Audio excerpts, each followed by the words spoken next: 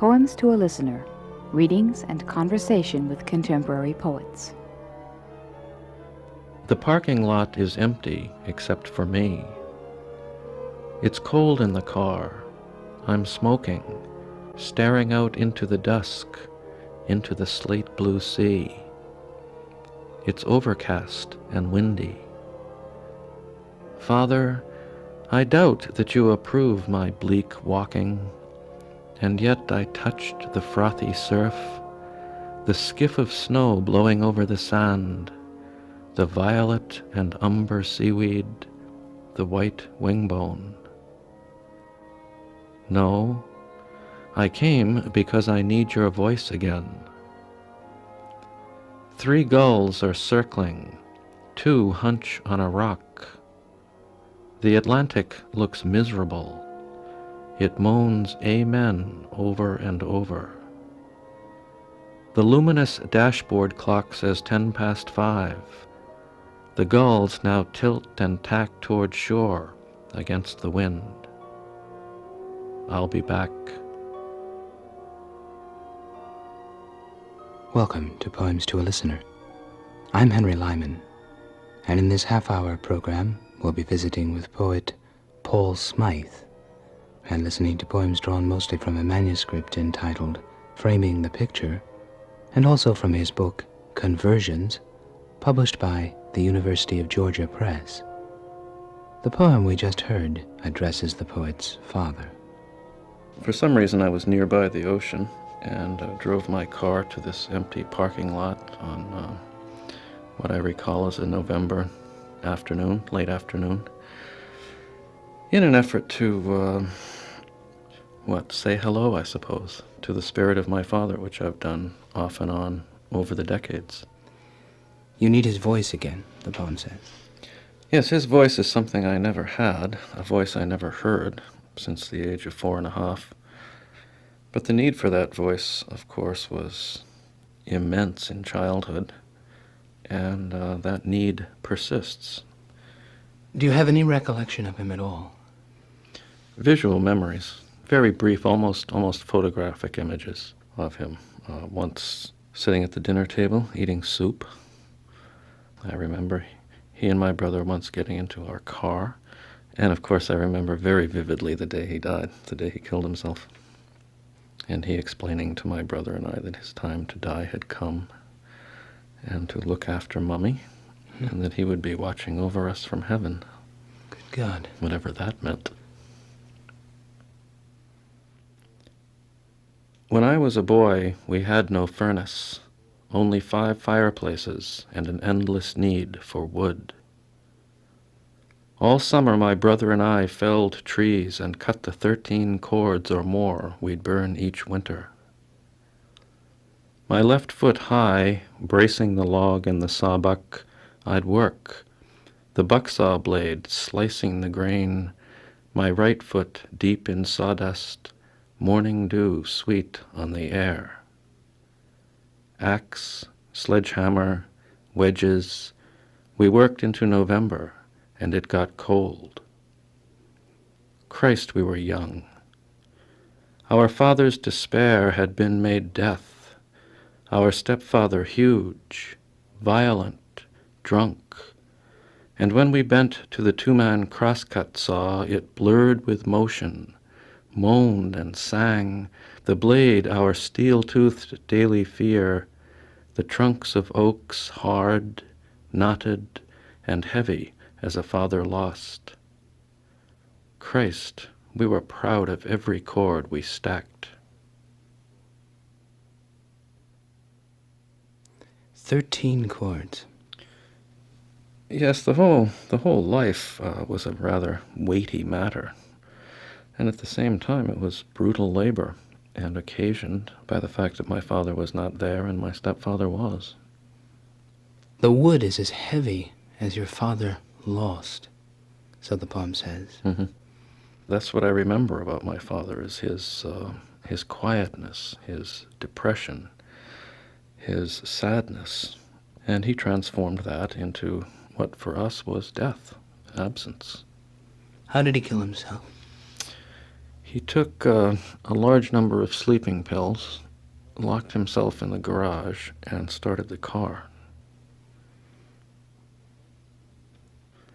The house I grew up in was built in 1690, Littlefield's Tavern. Washington's horse was shod at the blacksmith shop. Lafayette slept there. They were leading an army from Cambridge to Valley Forge. We found behind the chimney the secret closet used in the Underground Railroad. The town charter was written and signed there in 1724. The cellar beams were trees, the bark still on them. The ceiling beams scored with blade and axe marks.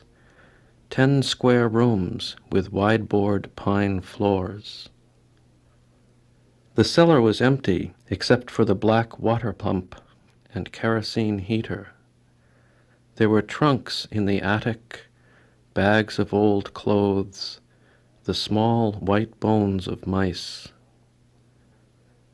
The latch on the kitchen door was like a trigger, the bolt like a rifle's. My mother once locked him out. He roared, got the sledgehammer, and splintered the door. Your stepfather. Yes, That old house, which had known your father, might have been a good place for a boy to grow up in. All that history. it could well have been. But he invaded it, your stepfather. Yes, he did. His presence was a terror. Terror was the predominant feeling in the household? Certainly. To be home was to be in fear. The violence was not constant, of course, but it would come without warning, and therefore, even in quieter times, one was tense, constantly prepared. Like the latch on the kitchen door. Yes, A trigger. and the bolt like a rifle's bolt. Yeah.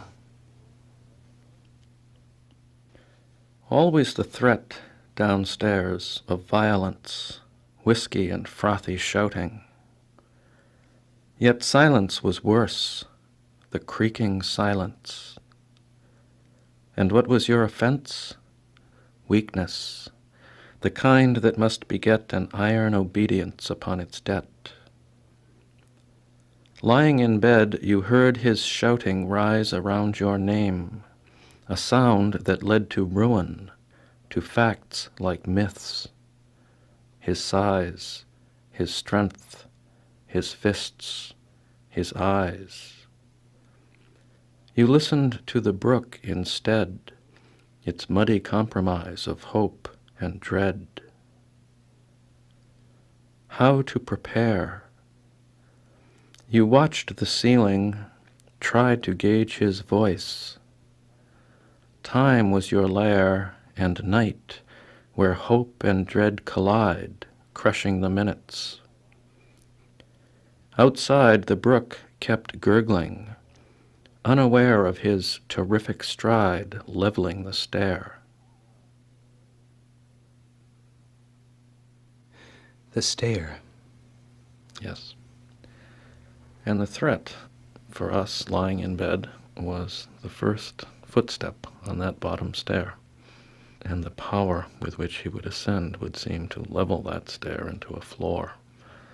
And then he would be upon us. Upon you. Beating us. In the wavy bathroom mirror, rippling, lay 5 badge-like bruises, 4 fingerprints, the thumb. He'd grabbed and held your throat like a fistful of clay. Sick with pain and the smell of spilled bay rum, you winced, touching those marks that seemed afloat like islands on your skin. His madness's map, a clumsily worked projection of remote volcanic realms that would spread and overlap. The blotch would be too hideous in school.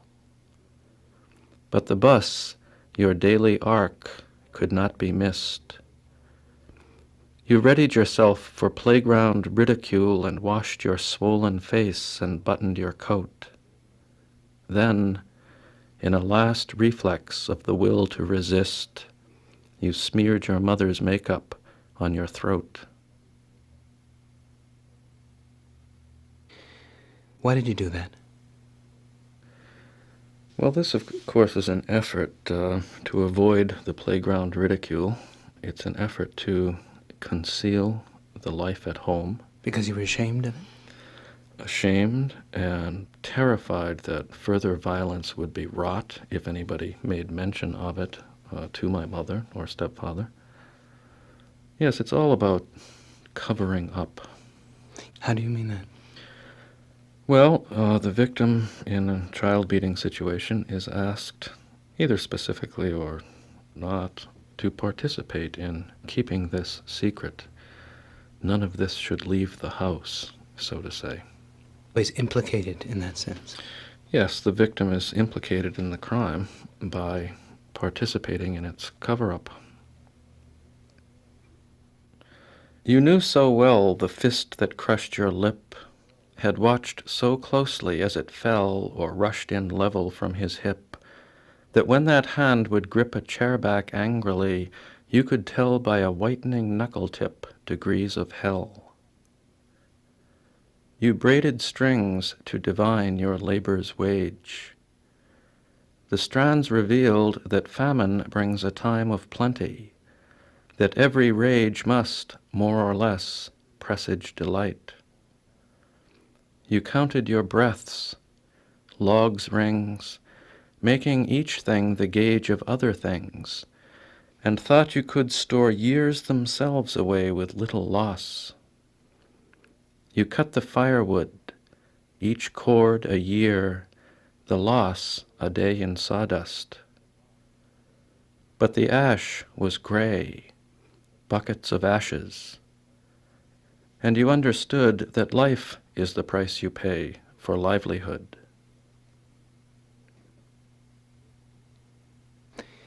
The years are seen as ashes because of what he did to you? Because of the beatings and... At this point, I'm persuaded that I will never really comprehend this man's behavior. Or a man who behaves that way must hate himself very much. The beatings were daily or weekly or... There would be stretches of several weeks where things would go along fairly calmly. From time to time, my stepfather would go on the wagon, as he put it. The irregularity of it was part of its horror. So it could come at any time? It could come at any time. It invariably came at holidays. It invariably came with alcohol. So he would just change utterly, in a way? Yes. I mean, the model of Dr. Jekyll and Mr. Hyde is perhaps a bit simplified, but it was very like that. Something like that? Yes. So he could be kindly or decent? He could be charming and witty, and he was quite intelligent and well-read. But he was also mad. And what about your mother? Why did she let him beat you? Sometimes she would try to intervene. Her intervention was invariably ineffectual. Why she permitted this to go on for over a decade, I really cannot say. In my adult life, I have asked her why, and she has said that she loved him. On winter mornings, I'd take the ashes out, a bucket of ashes, the cold remains of all the heat we'd had the day and night before. Ashes are good for garden soil.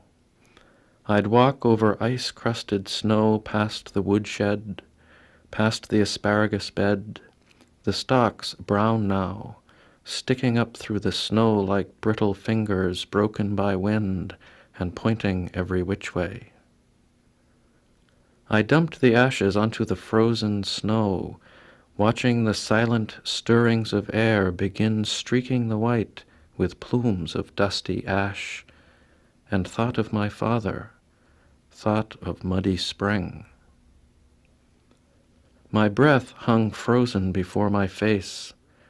I felt my fingers stiff in my mittens.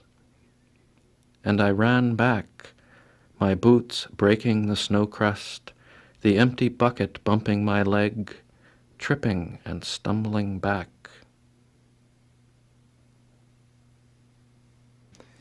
Back into hell. Back to the house, yes. The ashes that you scatter on the garden remind you of your father. Yes, he was cremated, and his ashes scattered on the sand dunes on the outer coast of Cape Cod, near Provincetown. So the scattering of these fireplace ashes always made me think of him, yes. Did you feel as a child that he was utterly absent?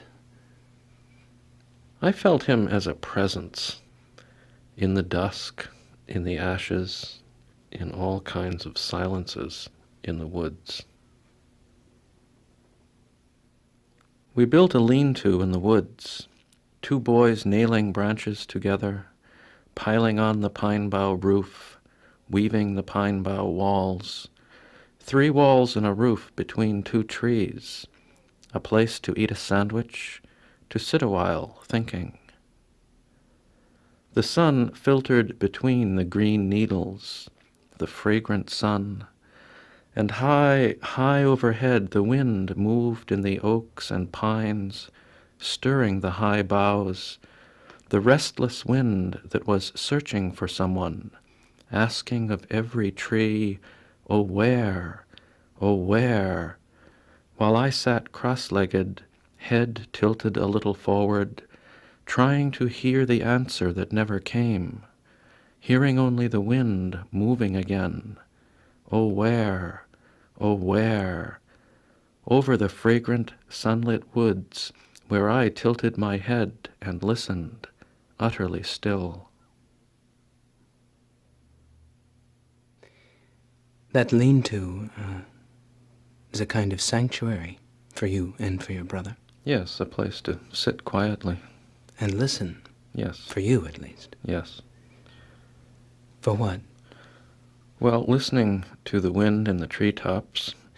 Listening for some kind of presence.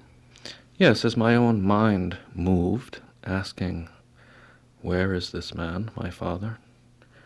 The wind seemed to bespeak that same necessity. It provided me with a voice. With a voice? Yes. There was no answer. Did you look for that presence elsewhere besides home, besides the woods? Yes, I looked for it on the sand dunes in Provincetown. You went there? At the age of 16, I went there, in large part to, in a metaphorical way, to locate the spirit of my father. How did your brother cope with this whole situation? Well, he ran away from home when he was 14. And in later life, it has seemed to me that he has absented himself as much as possible from memory, from exploring any of this experience. It seems that virtually everything he does is an effort to cut himself off from this pain. I walked over the dunes where telegraph poles were skinny crosses, a long, wavering column held up, it seemed, by the wires strung between them, the poles and crossbars black against the still rolling of sand, the wires invisible until I walked near them, beneath them, wondering vaguely about the messages tapped out by Coast Guard personnel. A danger of shipwreck, an enemy submarine, or, I wondered, some mention of a man whose ashes once were scattered here, blowing over the sand.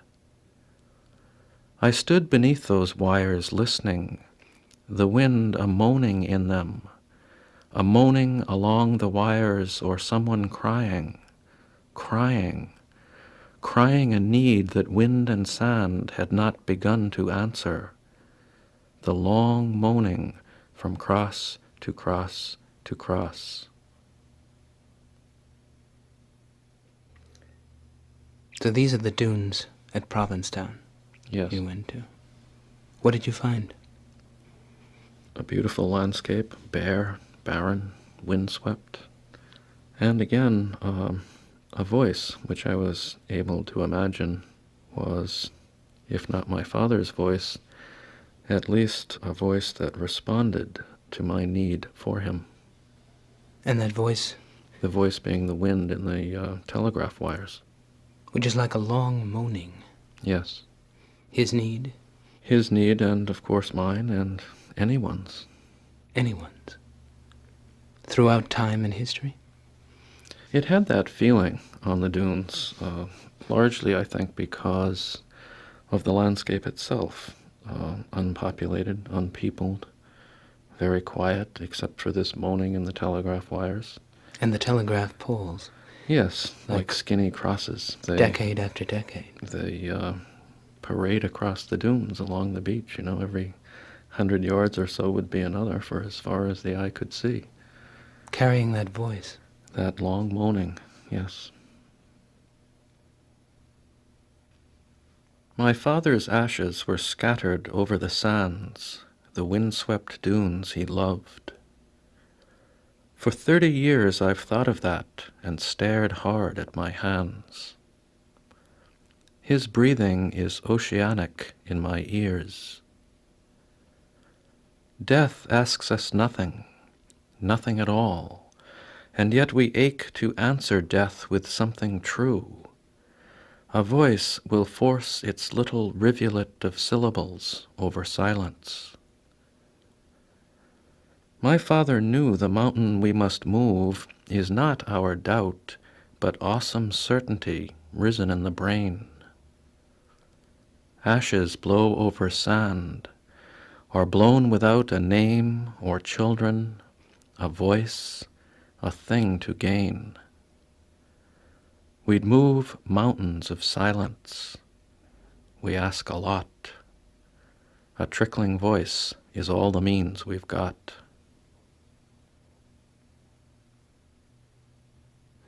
Now, 30 years later, you keep thinking back about that place.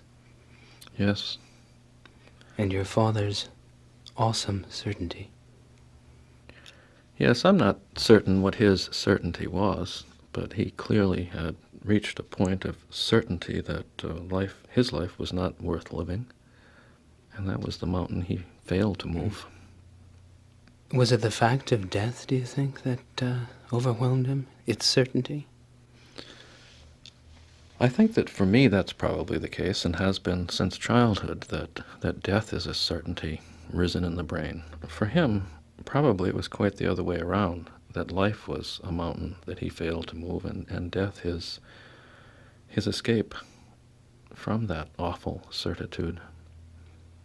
And you, though, are compelled to answer death, that silence. I feel compelled. I suppose that's why I write poems. To build something in response to it? To make something, and also to make that sound, the sound of water slowly eroding a mountain, the little trickling Voice. Sound of water. And I have forced my little rivulet of syllables over silence. And I would prefer a little music to absolute silence. A little music. Yes. It's more than just music, though. It comes from music, poetry does. But it's also a searching, isn't it? It's, I think poetry, like faith, is a quest. Last year at Christmas, I asked my brother why he'd run away when he was 14, gone 6 bewildering months before they sent him home from Florida in handcuffs. "Are you kidding?" He spit it, his face twisting ugly and flushed. He meant our stepfather. He meant living in fear of physical pain, the terrible, terrible beatings. He began to say more, but stopped. His mouth went white and tightened. His eyes glazed and burned with furious hatred, hatreds decades old. I changed the subject, embarrassed for us both, but thought all afternoon about the miraculous power of metaphor to save our lives. He had none at all, only a white Lincoln, $300 suits, money to bet heavily and, if he wished, to burn. Lots of money. Plenty of money. But he has no voice. He doesn't really. He has his objects, his possessions. He has a family life, but he certainly has no way to speak his own pain and suffering. What became of your stepfather, finally? He died in middle age of a heart attack. In fact, he was in a detox center when it happened. My brother also has had a heart attack. That's strange. Maybe not so strange. Well, they seem to share a common fate in an odd way. Both trapped in themselves, in a way. Yes. What do you mean by the power of metaphor to save lives? Some of them do. A curious thing is that I am now a year older than my father was when he killed himself, which puts a very strange slant on all of this material and my thinking and my emotions about it. I'm not quite sure how, but in a literal way, I am now older than he ever was. You made it past that date. I did. As Venus rises over the snow, a pale blue presence bent in the icicles hung outside this window where my breath is fogging the pane. As far from here a cold surf beats and foams against a beach, and a dust of snow is blowing over the frozen dunes, and Venus rises. As 11 miles away my children sleep, dreaming, perhaps, about their father bent over his workbench, sanding a picture frame, or dreaming themselves as Icarus, that boy on whom they look with fright and fascination, rising by sleep's huge effort toward disaster. As somewhere deep in my house a water pipe rattles, I feel the overwhelming need to ask my father something, anything, to see him look up from his sadness and smile and answer quietly.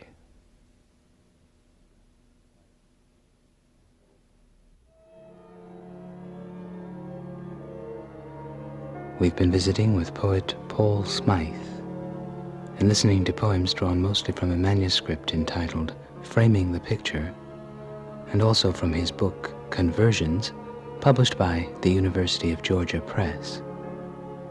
I'm Henry Lyman. Thanks for being with us. Poems to a Listener was produced by Henry Lyman in cooperation with WFCR Amherst, Massachusetts. Financial assistance was provided by the Massachusetts Council on the Arts and Humanities, the National Endowment for the Arts, and the Massachusetts Foundation for Humanities and Public Policy.